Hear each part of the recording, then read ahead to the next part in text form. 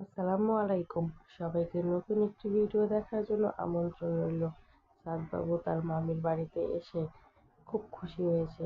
সিঁড়ির মধ্যে বসে আছে, এক পায়ের এক জুতা খুলছে আবার পরছে। কি করবে না করবে সে কিছুই বুঝতে পারছে না। একবার সিঁড়ি দিয়ে নামে, একবার ওঠে।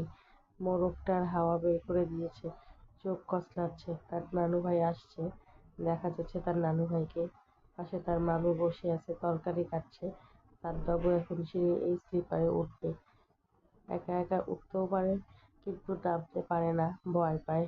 জুতা জুতা খুলে আর পরে কি করবে না করবে কিছু বোঝে না। গ্রামীণ পরিবেশের জীবন কতই না সুন্দর, কতই না মধুর, কত সহজ সরল গ্রামের মানুষ, তাই না? এক পায়ে জুতা নেয়, সেটি দেখাচ্ছে।